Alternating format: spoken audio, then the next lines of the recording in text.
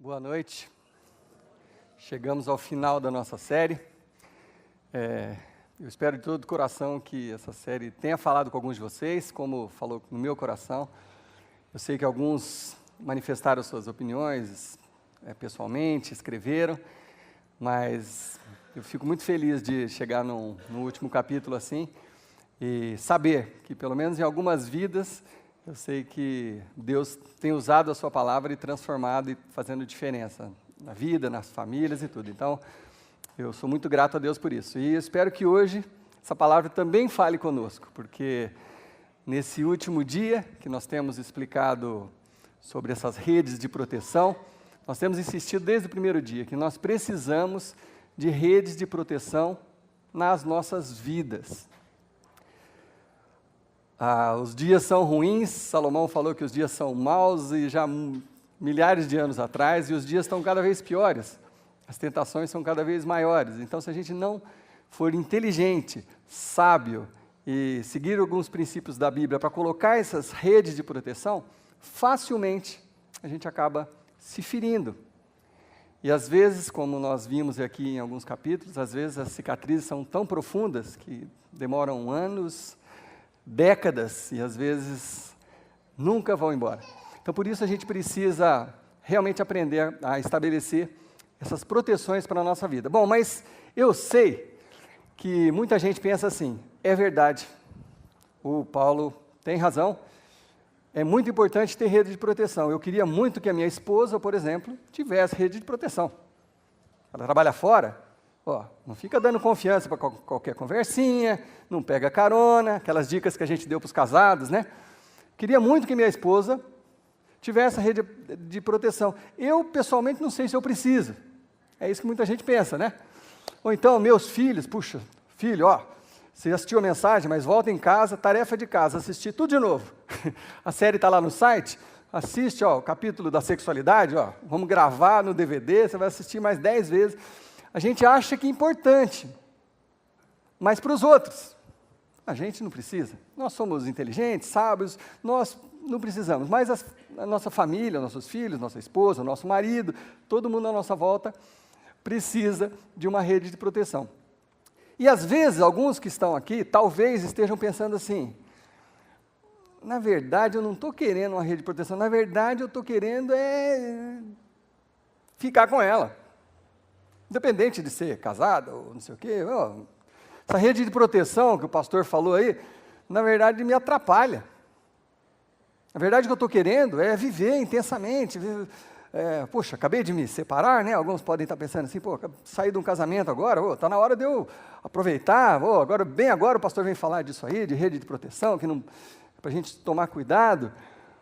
E você está achando que nós estamos criando uma barreira para atrapalhar a sua vida, e quando, na verdade, eu tenho uma coisa muito importante para te falar.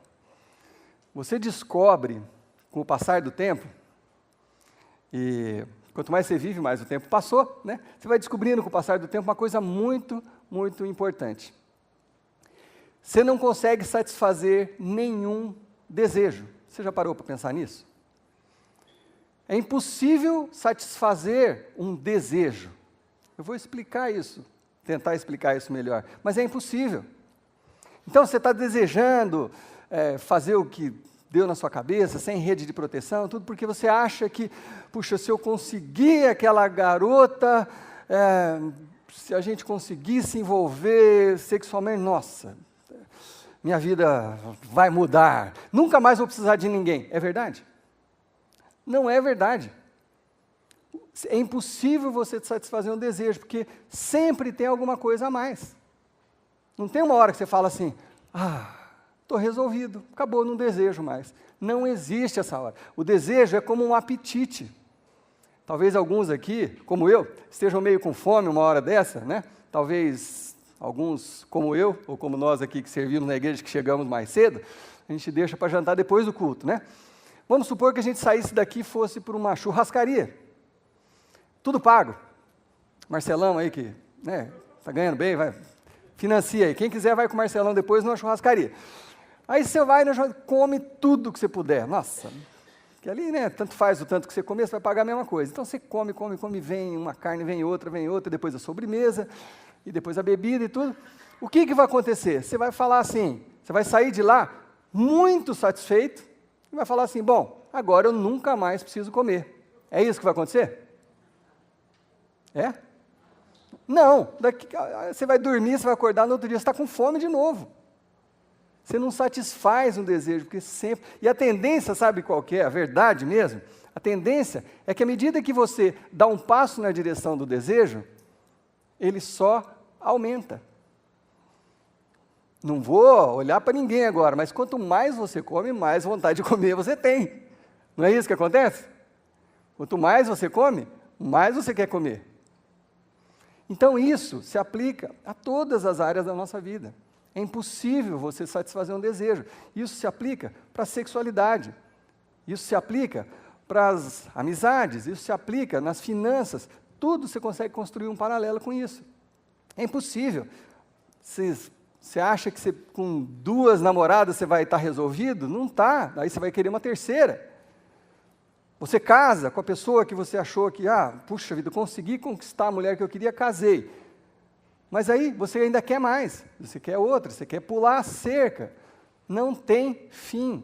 E aí você pula uma vez, a segunda vez fica mais fácil, olha só. E a mesma coisa com as finanças. A primeira vez que seu nome vai para o Serasa, você fica envergonhado, você sofre, ninguém pode saber, não, você dá um jeito. A segunda vez parece que já, todo mundo está com o nome. A gente começa a se acostumar. Você nunca acaba. Os seus desejos de ter as coisas, de possuir as coisas, não tem fim. Não tem fim. Você tem um carro 97, você quer um 2000, você tem um 2000, você quer um 2005, você tem um 2005, você quer um 2010, 13. Aí o 13 você já quer o do ano que vem. Não tem fim. Um desejo, você não consegue satisfazer um desejo, percebe? Então o fato de você não ter uma rede de proteção na sua vida, não resolve a sua tensão. Vou repetir, o fato de você não estabelecer redes de proteção, não resolve a sua questão, a sua tensão em relação aos desejos. Percebe? A diferença entre quem usa uma rede de proteção para evitar as quedas e quem não usa, são as consequências. A única diferença são as consequências. Quando você não usa, você colhe consequências. Quando você não se protege, você colhe consequências, você dá com a cara na parede. Então você pode ter achado exagerado algumas coisas que a gente falou aqui, né? Principalmente na área da sexualidade, sexo só para o casamento e tal, mas pensa em tudo isso, você nunca vai conseguir resolver totalmente seus desejos. Então é muito melhor, quando você estabelece essa proteção, quando você mantém uma certa distância segura do perigo em todas as áreas da sua vida. Bom, 605 anos antes de Cristo, existia um rei chamado Nabucodonosor. Um nome muito bonito. As que estiverem grávidas, se quiserem considerar, é um nome bacana. Nabucodonosor. Esse rei, apesar do nome não ser muito bonito, era um rei muito sábio, muito inteligente. E superava os outros reis em esperteza. Esse rei tinha o reinado dele, onde hoje é aquela região do Iraque. Naquela região ali, ele reinava. E ele é um rei conquistador, que vivia guerreando aqui, guerreando ali, conquistando, e seu poder ia crescendo, e crescendo, e crescendo, e crescendo cada vez mais. Então aí, ele fez um plano para atacar Jerusalém. E cercou Jerusalém, sitiou, planejou, e lá no ano 605 AC, antes de Cristo, por isso há 2673, 63, é isso? É isso? 78, obrigado. Os engenheiros aqui, que exercem a profissão, e como eu não exerço, né? Obrigado. Enfim, nesse ano ele resolveu invadir Jerusalém. E a diferença desse rei para os demais, o que fazia dele um rei mais inteligente, é que ele fazia assim, ele invadia um país e, além de saquear os bens, né, ouro e tal, ele dava uma instrução para o exército dele. Ele fala assim, ó, não toquem, não matem o pessoal da nobreza.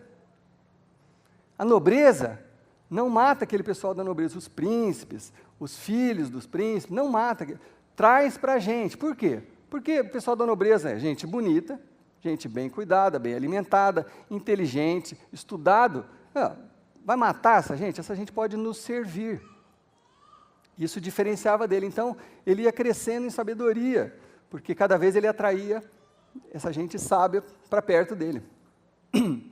Então, quando ele invadiu Jerusalém, saquearam Jerusalém, o templo de Salomão foi saqueado, aquele trabalheira toda que Davi passou para Salomão, e aí finalmente fizeram o templo, construíram, roubaram todos os utensílios do templo, foi uma coisa horrível. Agora eu soube que estão reconstruindo o templo em São Paulo, né? Alguém já ouviu essa conversa? Não. Tem uma igreja aí construindo o templo de Salomão em São Paulo. Está amarrado, não? Bom, enfim, não era o caso, era lá mesmo, em Jerusalém, saquearam o templo de Salomão, levaram os utensílios, o ouro, tudo, e fizeram o que Nabucodonosor mandou, preservaram a nobreza. Esses adolescentes, esses jovens mais bem cuidados, inteligentes, etc. E dentre esses jovens, tinham 4 jovens, um chamava Daniel, o outro chamava Ananias, o outro chamava Misael, o outro chamava Azarias. Azarias não é um nome legal de ser dado num filho. Nabucodonosor, tudo bem, mas Azarias não atrai muita sorte. Enfim. Estava lá, esses 4 rapazes estavam junto com as outras dezenas, foram trazidos para o reino de Nabucodonosor. Aí a instrução era a seguinte, a gente pega esses meninos,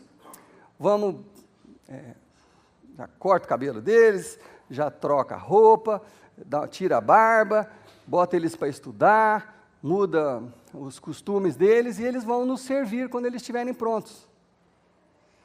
E aí foi feito, trouxeram esses 4 adolescentes, olha só, adolescentes, para fazer esse curso, esse mestrado, para poder servir o rei. Bom, se você trouxe a sua Bíblia, abra lá no livro de Daniel, capítulo 1, Daniel mais ou menos no meio da Bíblia, Daniel capítulo 1,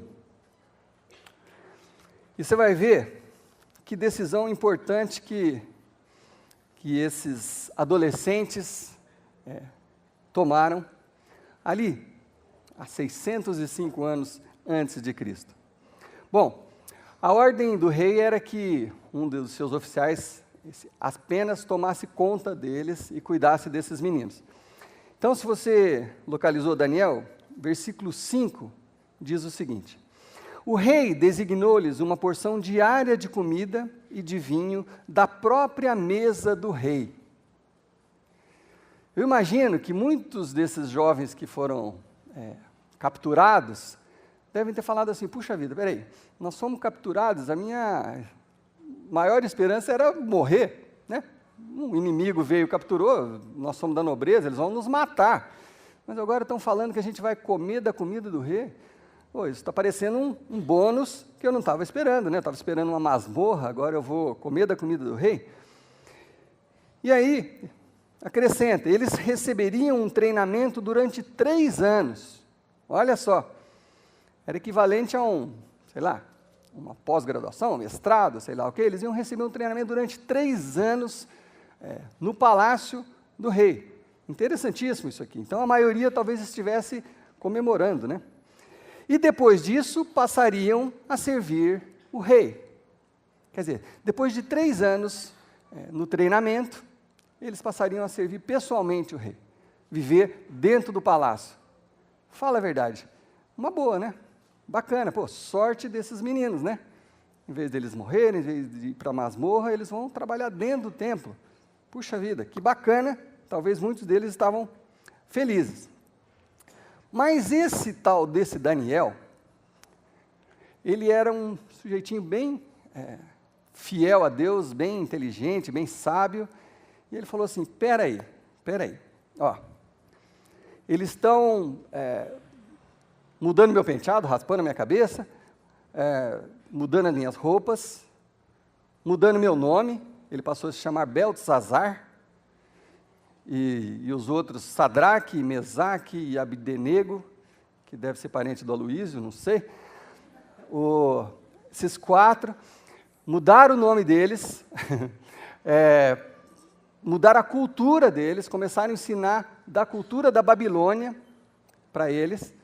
E aí Daniel ficou prestando atenção, falando assim, peraí, aonde que isso vai acabar? No que isso vai dar? Estão mudando meu nome, mudando meus costumes, onde que isso vai chegar? O que eles querem, na verdade? Querem que eu esqueça a minha cultura, que eu esqueça tudo que eu aprendi, que eu esqueça do meu Deus. No fundo, é isso, porque o que eu vou fazer? Eu vou acabar adorando o Deus deles, a cultura deles, vou conviver nessa cultura. É isso, é essa a intenção deles. Apagar da minha memória tudo que eu tenho de Deus e das coisas que eu creio. É isso que eles iam fazer. E aí Daniel descobriu uma coisa que eu queria que você descobrisse hoje também, ou registrasse, quem sabe uma hora isso possa te ajudar. Ele descobriu que ceder à tensão só enfraquece a sua determinação. Ceder não resolve a tensão, só enfraquece a sua determinação. Você está diante de um desafio, uma tentação, uma coisa que você sabe que é perigosa. Talvez você sofra pressões no trabalho, vou fazer uma coisa errada aqui, todo mundo faz, etc. Ou uma tentação, ou no seu próprio computador, você é tentado, seja lá o que for. Ceder aquele desejo não resolve a tensão, só enfraquece a sua determinação. Então, ciente disso, Daniel pensou assim, puxa, se eu concordar, se eu ceder só um pouquinho com tudo que eles estão falando, o que vai acontecer comigo? Daqui a pouco, eu sou um deles. Daqui a pouco eu esqueci de tudo que eu já acreditava, daqui a pouco eu estou servindo Deus deles, daqui a pouco eu não sei mais quem eu sou. Eu perdi minha identidade. Percebe? É um desafio que Daniel enfrentou 605 anos antes de Jesus Cristo e que a gente enfrenta hoje também.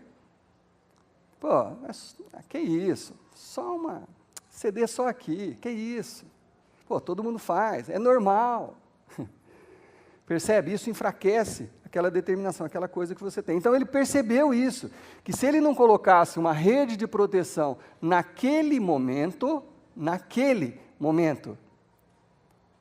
talvez ele perdesse o controle e nunca mais ele conseguisse se proteger. Talvez ia tudo por água abaixo, tudo que ele queria. E ele era um adolescente, eu queria que vocês lembrassem disso. Imagina, sozinho, num país distante, sem família, sem pastor, sem igreja, sem ninguém, com mais 3 amigos, mais 4 amigos, sozinhos ali, tinham que tomar essa decisão. Imagina a dificuldade de um adolescente. Mas Daniel pensou em tudo isso, falou, se eu não estabelecer agora alguma coisa, eu não sei o que vai acontecer ali na frente. Porque Daniel não sabia o que ia acontecer, ele não tinha a menor noção, ele não tinha lido o livro de Daniel, porque senão não tinha o livro de Daniel, certo? Então não tinha lido o livro de Daniel para saber o que ia acontecer lá na frente. Ele estava tomando uma decisão sem saber o futuro. Mas ele falou, é agora que eu preciso tomar essa decisão. Então, versículo 8, olha o que ele fez. Então, contudo, Daniel decidiu não se tornar impuro com a comida e com o vinho do rei. E pediu ao chefe dos oficiais permissão para se abster deles. Eu já li algumas coisas que alguns autores dizem que a comida do rei era dedicada a um outro deus e tal, por isso que ele se absteve daquilo. Enfim, de qualquer forma, Daniel tomou aquela decisão naquele momento. Falou assim, eu não passo daqui. Pronto, aqui é minha proteção. Daqui eu não vou, não adianta. Não sei quais vão ser as consequências. Pode ser que eles me matem depois disso. Mas aqui é a minha rede de proteção, aqui é o meu limite. Daqui eu não passo. Foi isso que ele fez. Então, ele estabeleceu a sua rede de proteção sem saber qual que seria o resultado, sem ter ninguém que o apoiasse nessa decisão, a não ser o que ele cria, a não ser a fé que ele tinha. Então, às vezes, a gente não tem coragem de falar não para as tentações, a gente não tem coragem de falar não para a nossa cultura, com medo do que pode acontecer. Então, a gente, em vez de falar não, a gente cede. E cedendo, você acha que, se vou ceder só aqui. Gente, é a porta. Quando você começa a ceder um pouquinho, daqui a pouco esse pouquinho é um pouquinho maior, um pouquinho maior, um pouquinho maior. Aconteceu a mesma coisa com Jesus, na verdade, quando Jesus foi tentado, o diabo falou para Jesus assim, você só precisa dar uma ajoelhadinha e me adorar, só isso, simples. Quantos segundos você precisa para me adorar? E pronto, tudo isso aqui é seu. Jesus falou, não, eu sei que se eu ceder isso aqui, eu não tenho mais controle. E é isso que estava acontecendo com Daniel. É isso que acontece com a gente, comigo e com você. Quando a gente está diante de uma tensão, dá aquela vontade, mas deixa comigo, eu controlo, eu estou no controle. Não é verdade. É um pouquinho que você cede, aí você perde o controle logo ali na frente. Então, Daniel não tomou essa decisão porque ele sabia o que ia acontecer, porque ele não sabia. Ele tomou essa decisão baseado no que ele cria. Aí o que aconteceu? Ele tomou a decisão, ficou firme, e o próximo versículo, versículo 9, diz o seguinte, e Deus fez. Olha que interessante. Daniel tomou a decisão, sem saber o que aconteceu, e Deus fez.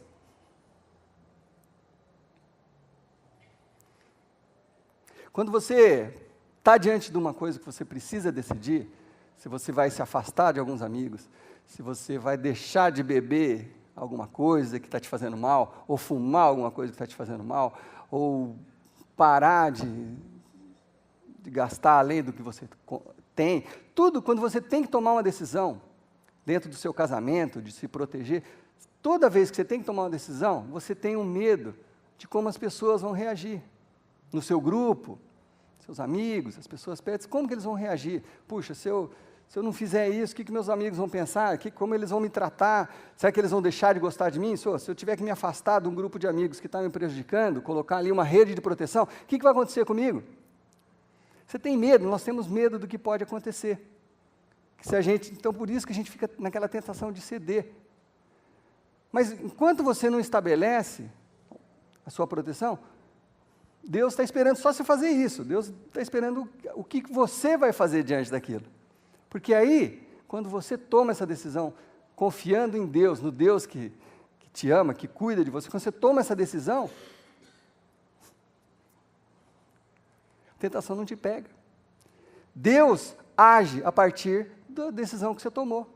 Deus age a partir daquela demonstração de confiança em Deus que você faz quando você faz isso. E a maioria dessas decisões difíceis de recusar as coisas, elas são tomadas em segredo. Não são decisões que você toma em público, é lá no seu quartinho, é lá na sua casa, é lá no seu momento de oração, é quando ninguém está te olhando. É aí que você toma essas decisões mais importantes da sua vida. É naquele momento de segredo que você toma essas decisões. E às vezes você pode se surpreender com o que Deus pode fazer quando você toma essa decisão de ficar firme, quando você toma essa decisão de proteger o seu casamento, proteger os seus filhos, proteger as suas finanças, proteger os seus relacionamentos. Você se surpreende com o que Deus pode fazer. E eu sei que tem pessoas aqui, no nosso meio agora, que poderiam dar o seu testemunho de como algumas decisões foram tomadas no escuro, na intimidade, sem que ninguém soubesse, e como aquilo fez diferença no resto das suas vidas, como faz diferença hoje nas suas vidas. Eu sei que tem muitas pessoas aqui que poderiam contar os seus exemplos de vida. Muitos de vocês conhecem a história da Kelly, que estava cantando aqui agora há pouco, o que aconteceu na vida dela, Em 97, ela teve um contrato com uma gravadora, etc. Muita gente que é novo aqui não sabe, mas os mais antigos sabem. A Kelly foi convidada para gravar numa gravadora grande, já tinha um acerto para música para a novela das 8, um monte de coisa, aquelas coisas que todo músico sonha. E chegou no momento onde a coisa começou a se apertar, começou a ficar estranho, e olha, parece que tudo isso aconteceu para chegar nesse momento eu estar falando disso, porque aconteceu quase que literalmente o que aconteceu aqui, porque queriam mudar o nome da Kelly. Literalmente, falar, Kelly não é um nome muito comercial, muito vendável, estavam escolhendo um outro nome para ela. E naquele momento, ainda novinha, a Kelly olhou e falou, peraí, esse negócio está ficando perigoso. Esse negócio está ficando perigoso, eu não sei onde que isso vai parar. Estão querendo mudar meu nome, estão querendo escolher as coisas que eu vou cantar, estão escolher o jeito que eu vou me vestir. Ela tomou exatamente a mesma decisão que Daniel. Falou, não, esse é o meu limite, daqui para cá eu não passo. E quando essa decisão foi tomada, ninguém sabia. Hoje, algumas pessoas do nosso relacionamento sabem porque a gente conversa. Mas naquele momento, era uma decisão assim, eu não sei o que vai acontecer. Não sei o que vai acontecer, não sei se nunca mais eu vou cantar, não sei se eu não vou ter mais trabalho, não sei o que Deus tem para mim, eu não sei. Mas baseado no que você crê, no Deus que nós temos. Aí ela tomou essa decisão, como Daniel tomou essa decisão, como muitos de vocês já tomaram esse tipo de decisão. E Deus fez. E Deus fez, versículo 9, com que o homem fosse bondoso para com Daniel e tivesse simpatia por ele. Presta bem atenção nisso. Não tinha como Daniel fazer com que o homem fosse bondoso com ele. Não tinha como. Isso aqui teve que ser ação de Deus. O mais natural seria o cara que estava cuidando do Daniel falar assim, Daniel, não posso te atender, não posso. Você não está querendo, você não quer comer a comida do rei, você quer se abster disso? Eu não posso, porque eu sou empregado. O rei pode cortar minha cabeça. Eu não posso fazer isso. Se vira, garoto. Ponto. É isso, ele podia ter feito. Mas Deus fez com que o homem fosse bondoso para com Daniel. Então, quando Daniel tomou a posição de falar assim, daqui eu não passo, Deus fez. E é isso que Deus faz comigo e com você. Mas o homem, claro, ele ficou com medo. Aí Daniel fez uma proposta para ele, falou assim, então vamos fazer o seguinte, durante 10 dias, os próximos 10 dias, a gente não come a comida do rei, a gente só come legumes, salada e etc., e não toma o vinho do rei, a gente só come isso aqui. E aí os outros centenas de jovens, você pode dar o que for para eles. Depois de 10 dias, você vem e confere como a gente está. E a pessoa que estava cuidando dele fez esse teste, alimentou os outros com a comida do rei, esses jovens só com legumes, com água e com frutas, e no final dos 10 dias eles estavam muito mais saudáveis do que os outros. Bom, aí olha o que mais que Deus fez com eles. Versículo 17, vamos dar um pulo lá. A esses 4 jovens, Deus deu sabedoria e inteligência para conhecerem todos os aspectos da cultura e da ciência. Isso aqui é só Deus que pode fazer. Deus deu para eles sabedoria para conhecer todos os aspectos da cultura e da ciência. E a Daniel, além disso, Daniel sabia interpretar todo tipo de visões e sonhos. Quer dizer, Deus honrou a decisão desses 4 jovens. Deus honrou a decisão deles. Ao final do tempo estabelecido pelo rei, para que os jovens fossem trazidos à sua presença, o chefe dos oficiais os apresentou a Nabucodonosor. Chegou finalmente o dia, acabou o treinamento, 3 anos de treinamento, agora vocês vão, todos, aquelas centenas de jovenzinhos, vão se apresentar para o rei, e o rei vai escolher, ó, esse aqui vai trabalhar ali, esse aqui vai trabalhar na minha cozinha, esse aqui vai ser lá na portaria, o outro vai ficar aqui perto de mim, como meu conselheiro. Então, acabados esses 3 anos, olha o que aconteceu. O rei conversou com eles, e não encontrou ninguém comparável a Daniel, Ananias, Misael e Azarias, de modo que eles passaram a servir o rei. E o futuro daquela nação começou a mudar depois desse dia. Aí muitos de vocês conhecem a história de Daniel, teve a cova dos leões, teve a fornalha. Mas o que aconteceu com Daniel? A partir daí, os reis eram trocados e Daniel ficava como conselheiro. Até a velhice, Daniel já estava aposentado, um outro rei lá, estou precisando de sabedoria, cadê aquele que a gente ouve falar, aqueles Daniel, mas Daniel está velhinho, não, busca ele lá. Daniel foi conselheiro de vários reis, com a sabedoria dele. A história daquela nação mudou por causa daquele garoto, adolescente, que tomou a decisão, falou, não, eu fico firme, daqui eu não passo. Mudou a história daquela nação.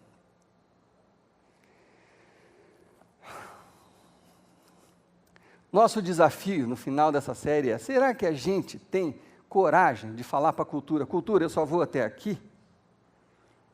Será que a gente tem coragem de falar para a sociedade que eu não vou ceder às pressões, eu só vou até aqui?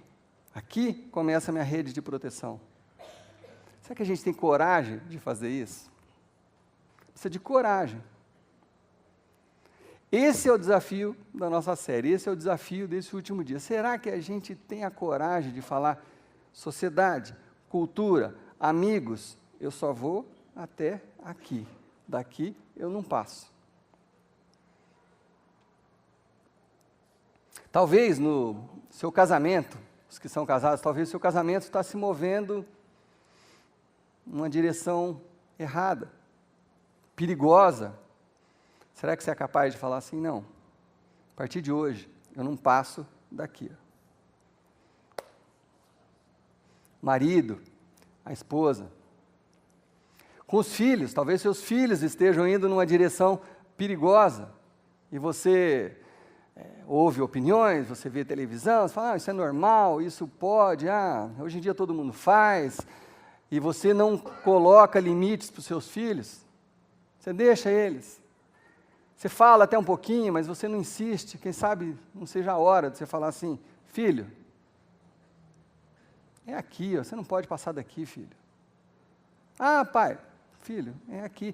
Adolescente é complicado, eu tenho uma filha adolescente. Tem hora que você vai ter que discutir, tem hora que você vai ter que discutir, argumentar, e tem hora que você vai falar assim, não passa daqui, ponto.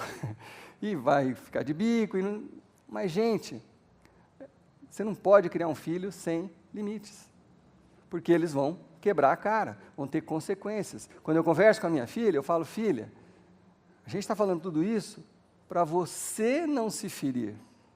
Claro que se você se machucar, papai vai sofrer, a mamãe vai sofrer, todo mundo que te ama vai sofrer. Mas você vai sofrer mais do que todo mundo. Então, quando a gente está falando disso aqui, a gente está falando para te proteger, para você não sofrer as consequências disso.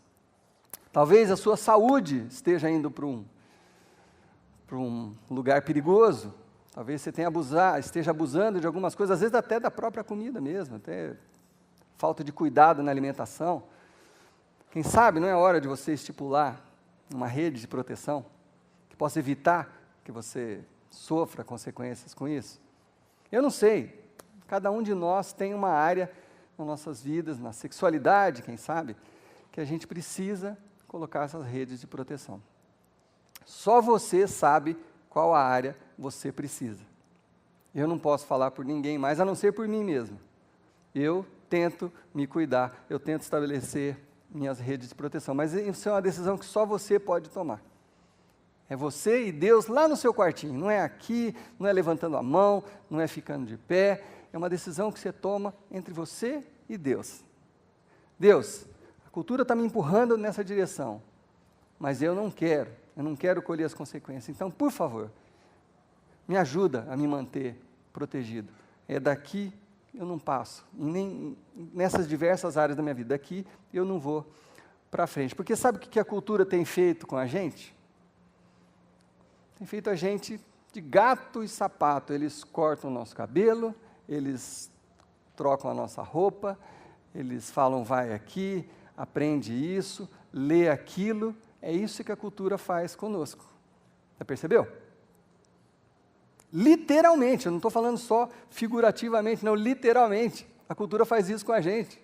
Você corta o cabelo de acordo com o corte do cabelo do cara da novela, não sei qual. Você usa a roupa que a menina da novela, não sei o que, está usando, ou a cantora tal está usando, ou aquele sapato. Você age, você compra as coisas que a cultura manda você comprar. Compra isso. Não, agora você precisa disso. Não, agora você precisa disso. Percebe? A cultura está querendo pegar a gente. Sexualidade, que isso? Pô, o pastor está falando, isso aí é coisa que funcionava lá no tempo de Jesus. Hoje mudou, hoje nós estamos no século XXI. Vai, não é isso que a cultura faz com a gente? Ela vai tomando conta da gente. Se você não ficar atento, se não ficar esperto, com os olhos abertos, daqui a pouco você cedeu um pouquinho, daqui a pouco não tem mais controle, não tem mais volta. Tem um versículo lá em Provérbios 11:3, que diz o seguinte: a integridade dos justos os guia. A integridade, você saber no que você crê, a integridade é a que te dá a direção.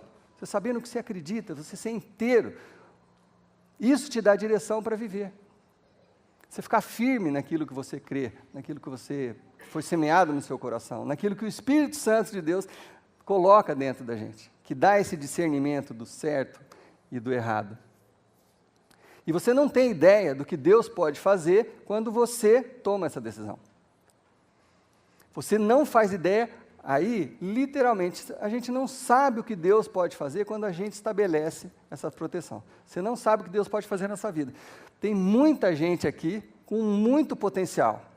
Muita gente com muito potencial. A gente pode ter aqui futuros governadores, futuros médicos, famosos, ou cantores, ou pastores, eu não sei. Tem muita gente aqui com potencial. Você não sabe o que Deus pode fazer com você se você ficar firme, se você estabelecer cultura. Eu só vou até aqui, porque eu creio num Deus. Aí você vai dar oportunidade para Deus agir na sua vida. Só que enquanto você ficar furando a cerca, pulando a cerca, não precisa ser só literalmente, mas enquanto você fica desviando e arrumando argumentos, e cedendo aqui, cedendo ali, cedendo acolá, como que Deus vai agir? Você não mostra que você confia, você não toma uma posição de quem confia. Então, gente, no fundo do meu coração, meu desafio para vocês hoje é onde que você está precisando estabelecer proteções na sua vida. Uma rede de proteção. Qual área? Talvez isso já esteja na sua mente agora. Talvez nesses dias, durante as outras mensagens, alguma coisa falou fundo com você. Eu quero te desafiar nessa noite, no último dia, você estabelecer um compromisso com Deus. Não é comigo, você não vai falar nada aqui, você não precisa falar para ninguém, a não ser que você queira dividir isso com alguém que é companheiro seu de oração ou de vida. Você não precisa falar isso para ninguém, mas é uma coisa entre você e Deus. Deus, eu confio no Senhor e eu vou ter coragem de falar não. Vou ter coragem de colocar minha rede de proteção nessa área tal onde estão as minhas fraquezas, onde eu tenho cedido, onde eu estou vendo que pode ser que isso não acabe bem. Vamos fazer isso, gente? Vocês aceitam o desafio? Sim ou não? Vamos pedir que Deus, então, nos dê essa coragem, porque nós precisamos de coragem mesmo, de lutar nadar contra a maré, contra a correnteza. Nós precisamos de coragem. Tem áreas onde você vai precisar de muita coragem, talvez decisões que você nunca tomou antes. Talvez isso vai mudar algumas coisas, talvez isso vai gerar uma pequena tempestade no momento, uma coisa que você já fazia, você vai falar, não, eu vou dar um passo atrás, daqui para frente eu paro aqui. Eu vim até aqui, mas agora eu estou dando um passo atrás, para chegar mais longe. Amém? Vamos pedir a ajuda de Deus mesmo. Gente, façam cada um a sua oração, mas peça que Deus te dirija nessa decisão, para que você fique firme mesmo. Amém? Deus, são decisões delicadas, são decisões difíceis, é contra o que a gente escuta na mídia, é contra o que a gente lê nos livros, mas nós precisamos de proteção, Deus. Nós somos fracos, as tentações estão aí na nossa porta, Deus, às vezes dentro das nossas casas, e nós precisamos da tua ajuda, Pai. Então, em nome de Jesus, Deus, para que a gente tenha aqui nesse lugar, né, entre essas pessoas, casamentos felizes, relacionamentos felizes entre marido e mulher, entre filhos, pessoas bem resolvidas financeiramente, Senhor Deus, sem problemas nessa área, Paizinho. Gente que saiba escolher os amigos, para que a gente tenha tudo isso no nosso meio, Deus, por favor, nos dê a coragem de estabelecer essas redes de proteção nas nossas vidas, Pai. Eu peço pela minha vida, eu peço pela minha família, pelos meus filhos, Senhor Deus, que precisam da tua ajuda, Paizinho. Assim como eu peço por cada um que está ouvindo essa palavra, Deus, que em nome de Jesus, o Senhor dê essa ousadia de falarmos não, e aí sim, Senhor Deus, a gente vai poder ver e experimentar do teu poder nas nossas vidas, Pai. Porque o Senhor vai agir a partir do nosso passo de fé, a partir da gente mostrar para o mundo que nós somos diferentes, nós somos filhos de Deus, nós confiamos no nosso Deus.